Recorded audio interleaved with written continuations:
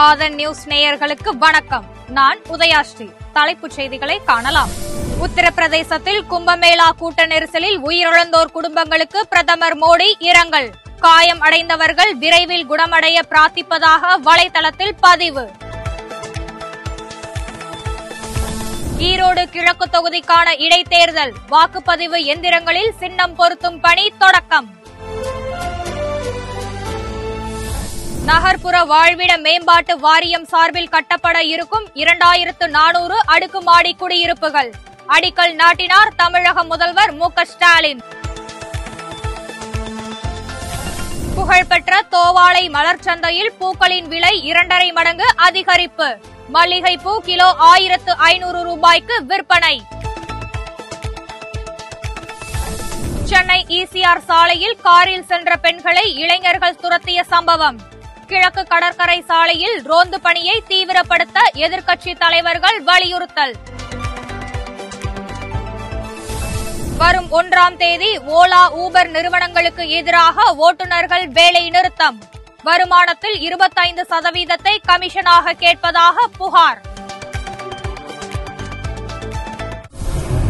இனி தொடர்வது விரிவான செய்திகள். சென்னை தேனாம்பேட்டையில் உள்ள அண்ணா அறிவாலயத்தில் தமிழக முதல்வர் மு.க.ஸ்டாலின் தலைமையில் திமுக நாடாளுமன்ற உறுப்பினர்களின் கூட்டம் நடைபெற்றது.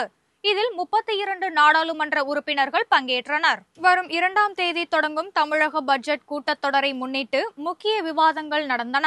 மத்திய அரசின் ஒரே நாடு ஒரே தேர்தல் மற்றும் யுஜிசி கொள்கை தொடர்பாகவும் விவாதிக்கப்பட்டது. இந்த கூட்டத்தில் 6 முக்கிய தீர்மானங்கள் நிறைவேற்றப்பட்டன.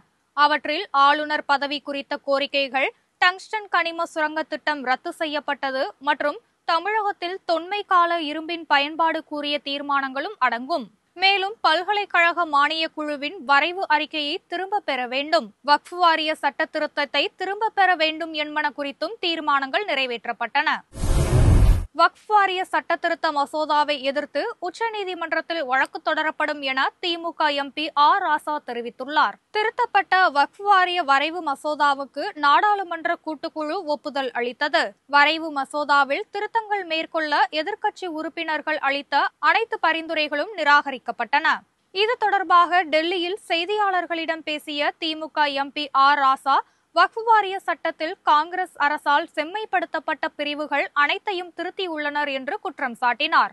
வக்ஃப் வாரிய சொத்துக்களை அரசுடைமையாக்கும் வகையில் சட்ட திருத்தங்கள் கொண்டுவரப்பட்டுள்ளன என்றும் இஸ்லாமியர்களுக்கு பாதுகாப்பு தரும் பிரிவுகள் நீக்கம் செய்யப்பட்டுள்ளதாகவும் அவர் குற்றம் சாட்டினார்.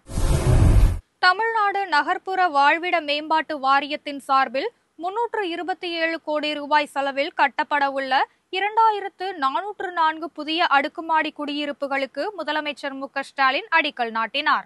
சென்னை தலைமைச் செயலகத்தில் நடைபெற்ற நிகழ்ச்சியில் பல்வேறு மாவட்டங்களின் நிறைவு பெற்ற திட்டப்பணிகளை முதல்வர் மு.க.ஸ்டாலின் காணொலி காட்சி மூலம் தொடங்கி வைத்தும் புதிய திட்டப்பணிகளுக்கு அடிக்கலும் நாட்டினார்.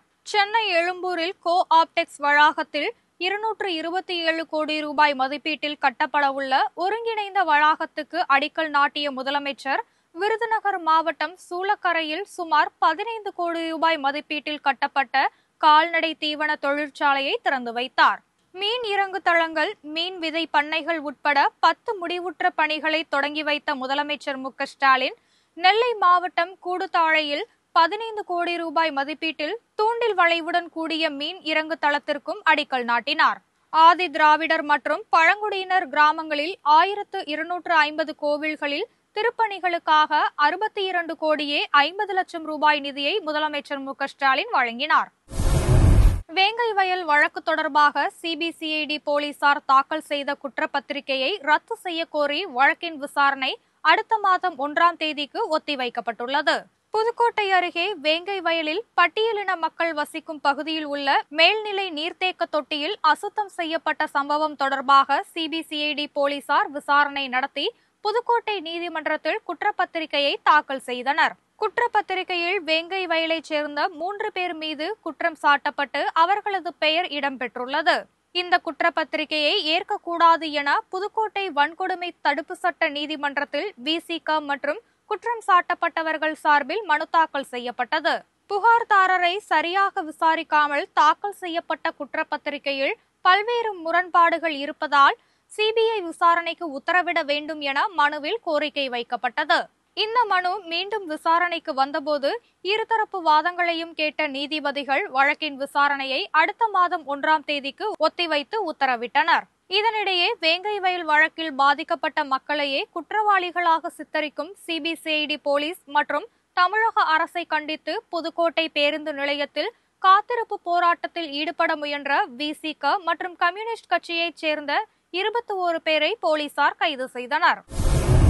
சென்னை ஈசிஆர் சாலையில் காரில் சென்ற பெண்களை இளைஞர்கள் சிலர் தூக்கிச் சென்ற சம்பவம் பதபதைக்க வைக்கிறது என்று பாஜக மாநில தலைவர் அண்ணாமலை தெரிவித்துள்ளார். இதுகுறித்து செய்தியாளர்களுக்கு பேட்டி அளித்த அவர், காரில் சென்ற பெண்களை துரத்திச் செல்லும் வீடியோவை காணும் போது நெஞ்சம் பதறுகிறது என்று தெரிவித்தார். கிழக்கு கடற்கரை சாலையில் பாதுகாப்பற்ற சூழலை நிலவுகிறது என்றும் அங்கு காவல்துறை ரோந்தை அதிகரிக்க வேண்டும் என்றும் அவர் வலியுறுத்தியுள்ளார். இதேபோல் அதிமுக பொதுச் செயலாளர் எடப்பாடி பழனிசாமியும் காரில் சென்ற பெண்களை இளைஞர்கள் துரத்திச் சென்ற சம்பவத்திற்கு கண்டனம் தெரிவித்துள்ளார்.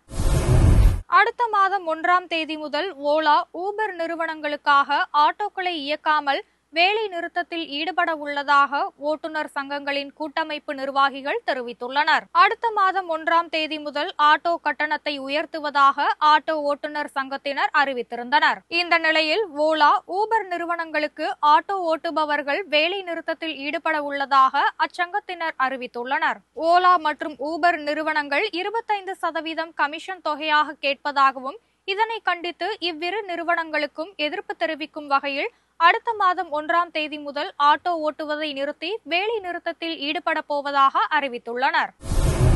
திருச்செந்தூர் அருகே இலங்கைக்கு கடத்தப்பட இருந்த 2 லட்சம் ரூபாய் மதிப்பிலான பீடி இலைகள் மற்றும் கடத்தலுக்கு பயன்படுத்தப்பட்ட இருசக்கர வாகனங்கள் பறிமுதல் செய்யப்பட்டன. இது தொடர்பான ரகசிய தகவலின் பேரில் கடலோர காவல் படையினர் குலசேகரப்பட்டினம் கடற்கரையில் ஆய்வு செய்தனர். அங்கு அதிகாலை 2 மணி அளவில் சந்தேகத்திற்கு இடமான வகையில் நின்று கொண்டிருந்தவர்களை நெருங்கிய போது அவர்கள் அங்கிருந்து தப்பிச் சென்றனர். அருகில் சென்று பார்த்தபோது அங்கு ஏராளமான பீடி பண்டல்கள் இருந்தது தெரிய வந்தது. அதனைத் தொடர்ந்து 37 பீடி பண்டல்களையும் அங்கு நிறுத்தி வைக்கப்பட்டிருந்த 4 இருசக்கர வாகனங்களையும் கடலோர காவல் படையினர் பறிமுதல் செய்தனர். ஈரோடு கிழக்கு தொகுதி இடைத்தேர்தலுக்கு பயன்படுத்தப்படும் வாக்குப்பதிவு எந்திரங்களில் சின்னம் பொருத்தும் பணி தொடங்கியுள்ளது. ஈரோடு கிழக்கு தொகுதி இடைத்தேர்தல் அடுத்த மாதம் 5ஆம் தேதி நடைபெற உள்ளது.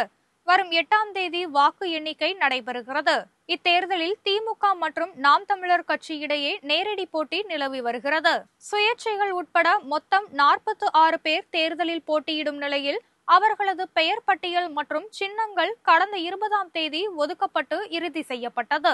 இந்த நிலையில் வாக்குப்பதிவு எந்திரங்களில் சின்னம் பொருத்தும் பணி இன்று ஈரோடு மாநகராட்சி அலுவலகத்தில் உள்ள கூட்ட அரங்கில் தொடங்கியது.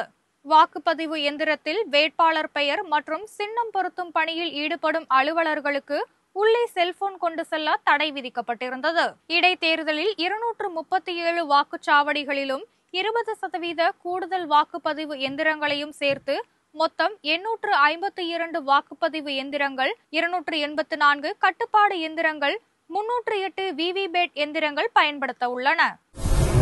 உத்தரப்பிரதேசத்தில் நடைபெறும் மகா கும்ப மேளாவில் ஏற்பட்ட கூட்ட நெரிசலில் சிக்கி உயிரிழந்தோரின் குடும்பங்களுக்கு பிரதமர் மோடி இரங்கல் தெரிவித்துள்ளார். இதுகுறித்து அவர் வெளியிட்டுள்ள எக்ஸ் தள பதிவில், பிரயாக்ராஜ் மகா கும்ப மேளாவில் நடந்த விபத்து மிகவும் அதிர்ச்சி அளிக்கிறது என்றும் தங்கள் அன்புக்குரியவர்களை இழந்த பக்தர்களுக்கு தனது ஆழ்ந்த இரங்கல் என்றும் தெரிவித்துள்ளார். காயமடைந்த அனைவரும் விரைவில் குணமடைய பிரார்த்திப்பதாக குறிப்பிட்டுள்ள பிரதமர் மோடி, பாதிக்கப்பட்டவர்களுக்கு சாத்தியமான அனைத்து உதவிகளையும் வழங்குவதில் உள்ளூர் நிர்வாகம் ஈடுபட உள்ளது என்று கூறியுள்ளார். மீட்பு பணிகள் தொடர்பாக முதலமைச்சர் யோகியுடன் தொடர்ந்து கேட்டறிந்து வருவதாகவும் மேலும் மாநில அரசுடன் தொடர்ந்து தொடர்பில் இருப்பதாகவும் பிரதமர் மோடி தெரிவித்துள்ளார். கன்னியாகுமரி மாவட்டத்தில் உள்ள தோவாளை மலர் சந்தையில் தை அமாவாசையை முன்னிட்டு பூக்களின் விலை 2.5 மடங்கு உயர்ந்துள்ளது. 800 ரூபாய்க்கு விற்பனை செய்யப்பட்ட 1 கிலோ மல்லிகை 1500 ரூபாயாக உயர்ந்தது. அதேபோல் பிச்சிப்பூ 900 ரூபாயிலிருந்து 1500 ரூபாயாக அதிகரித்துள்ளது. வாடாமல்லி, கிரேந்தி, சம்பங்கி, ரோஜா போன்ற பிற பூக்களின் விலையும் கடுமையாக உயர்ந்துள்ளது. பண்டிகை மற்றும் திருமண நாட்களையொட்டி மலர் சந்தையில் விலை அதிகரித்துள்ளது. தென்காசி, தூத்துக்குடி உள்ளிட்ட 4 மாவட்டங்களில் அடுத்த 2 நாட்கள் கனமழைக்கு வாய்ப்புள்ளதாக வானிலை ஆய்வு மையம் தெரிவித்துள்ளது. இது தொடர்பாக வெளியிட்டுள்ள செய்திக்குறிப்பில் தென்காசி, தூத்துக்குடி, நெல்லை மற்றும் கன்னியாகுமரியில் ஓரிரு இடங்களில் நாளை கனமழைக்கு வாய்ப்புள்ளதாக தெரிவிக்கப்பட்டுள்ளது. நாளை மறுநாள் தென் தமிழ்நாட்டின் அநேக இடங்களிலும் வட தமிழ்நாட்டின் ஓரிரு இடங்களிலும் மிதமான மழைக்கு வாய்ப்புள்ளதாக கூறப்பட்டுள்ளது. நாளை முதல் அடுத்த மாதம் 1ஆம் தேதி வரை தமிழகத்தில் மிதமான மழை பெய்யக்கூடும் என்று தெரிவிக்கப்பட்டுள்ளது. சென்னை மற்றும் புறநகர் பகுதிகளில் காலை வேளையில் பொதுவாக லேசான பனிமூட்டம் காணப்படும் என்றும் அதிகபட்ச வெப்பநிலை 31 டிகிரி செல்சியஸை ஒட்டி இருக்கக்கூடும் என்றும் வானிலை ஆய்வு மையம் தெரிவித்துள்ளது. இத்துடன் இந்த செய்தி அறிக்கைகள் நிறைவடைகின்றன. செய்திகளை உடனுக்குடன் தெரிந்து கொள்ள இணைந்திருங்கள் ஆதனுடன்.